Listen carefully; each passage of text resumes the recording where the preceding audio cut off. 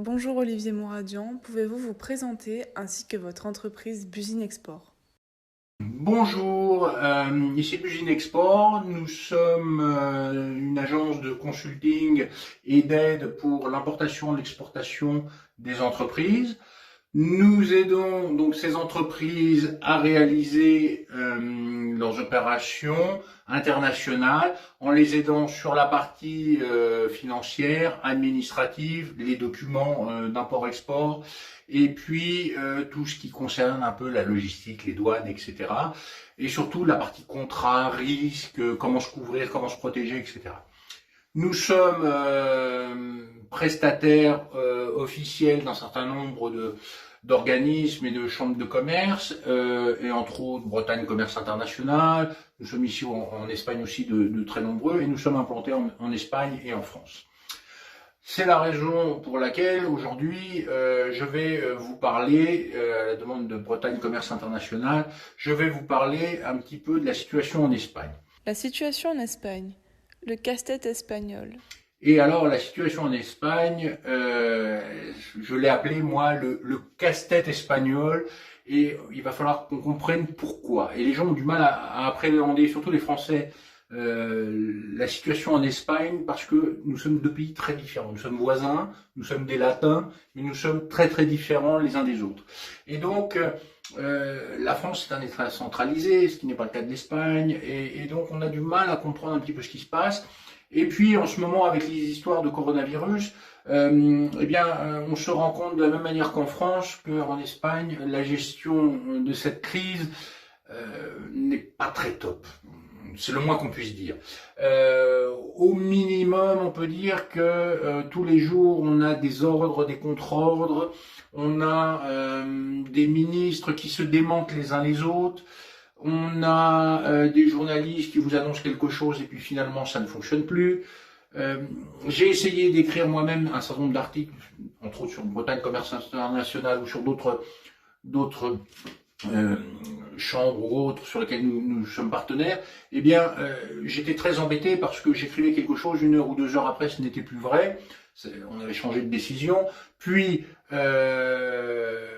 vous avez un système que je vais vous expliquer, entre autres, où il faut que ça soit voté par l'Assemblée, puis ensuite passer au journal officiel. Et donc, finalement, soit on attendait que ça soit réellement officiel, on était en retard sur l'événement, soit on vous annonçait ça avec le risque que ça ne passe pas. Et donc, c'est très très compliqué. Donc, nous avons décidé de vous alerter sur la situation en Espagne à travers des vidéos. C'est beaucoup plus simple que d'écrire. Parce que le temps qu'on écrive, c'est déjà plus valide. Donc, pour bien comprendre cette situation, il faut expliquer que les médias espagnols, un petit peu comme les médias français aussi, sont au service de la communication du gouvernement. C'est-à-dire qu'elles aident à préparer la population aux futures décisions. Donc, elles vous annoncent par anticipation un certain nombre de décisions. Sauf que, pour qu'une décision soit valide, on a découvert qu'il fallait déjà que les membres du gouvernement se mettent d'accord sur une annonce d'un ministre ou autre. Ensuite, quand le gouvernement était d'accord et qu'il n'y avait pas de contre-ordre, il fallait ensuite que ce soit voté par le Parlement. Éventuellement, il y avait des allers-retours entre ce qui serait l'équivalent de l'Assemblée nationale et du Sénat, mais pour l'instant, c'est pas arrivé. Donc, si c'est voté par les députés, pour l'instant, c'est adopté. Et ensuite, encore faut-il que ce soit adopté par le Bulletin Oficial del Estado, qui s'appelle aussi le BOE pour simplifier, qui est un peu le journal officiel.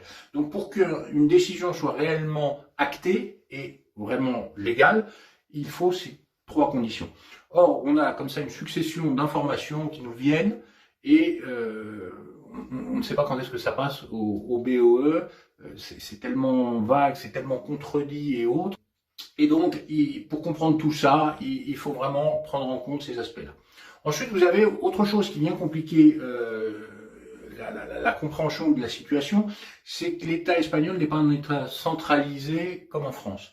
L'État espagnol, ça ressemble plutôt à un État fédéral, avec des provinces autonomes qui ont leur propre gouvernement et qui peuvent avoir leurs propres décisions qui sont parfois incompatibles avec celles de l'État, et de l'État central. À cela, vous ajoutez la rivalité qu'il peut y avoir entre les provinces ou les communautés autonomes et l'État central espagnol, notamment au niveau des Basques et au niveau des Catalans.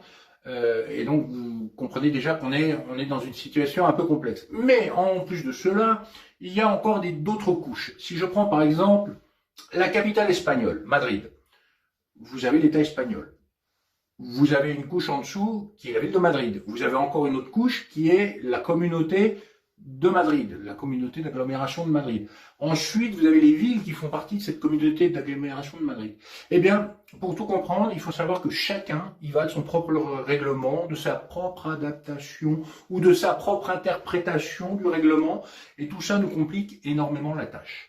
Et donc, en fait, il n'y a pas une décision qui s'applique à tous, il y a des milliers de décisions différentes, et à chaque fois, quand quelqu'un m'interroge ou interroge Buzine Export, c'est comment je fais pour l'Espagne ou autre, eh bien, on lui dit, on va regarder sur mesure, on va regarder la province où vous allez, la province, la ville, etc., le règlement, et on arrive à s'y retrouver. Ajoutez à cela que les règlements sont parfois extrêmement flous, voire incompréhensibles, voire se contredisent entre eux. Prendre quelques exemples. Vous avez, par exemple, on vous dit, les hôtels doivent rester fermés, mais pourront célébrer des noces, enfin des mariages, jusqu'à un maximum de 100 personnes. Bien. De l'autre côté, on vous dit, on ne peut pas avoir un rassemblement de plus de 10 personnes dans un même lieu. Lequel doit s'appliquer? Alors, pourquoi les hôtels peuvent-ils célébrer des mariages de plus de 100 personnes? Est-ce que les restaurants peuvent-ils célébrer des mariages de plus de 100 personnes? Personne ne le sait. Le flou qui accompagne ces décrets, ça s'appelle des décrets-lois, décrets-ley, est tel que plus personne n'y comprend rien.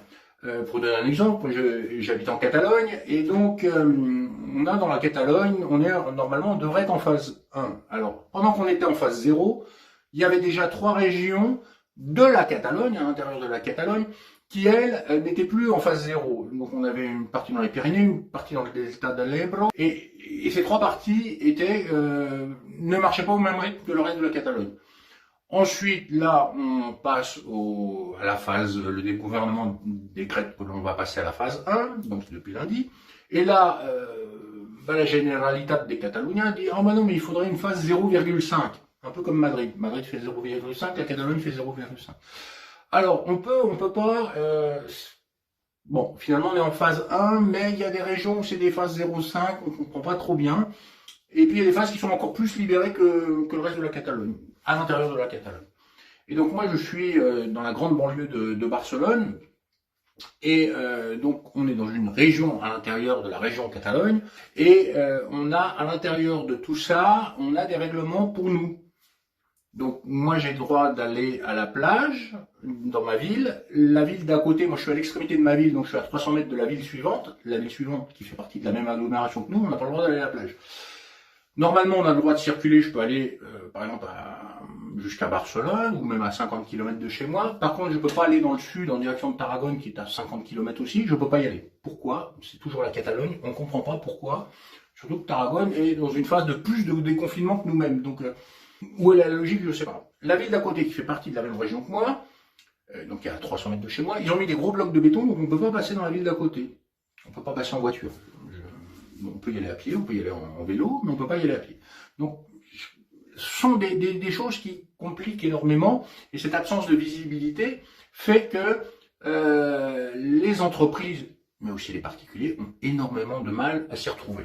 Donc, à chaque fois, il faut regarder, il faut faire du sur-mesure, et malgré tout ce côté un petit peu, pardonnez-moi l'expression, un petit peu bordélique, malgré ce cafarnaum, tout le monde finalement arrive quand même à se débrouiller. Il y a une sorte de système D à l'espagnol qui fait que tout fonctionne malgré tout, par miracle.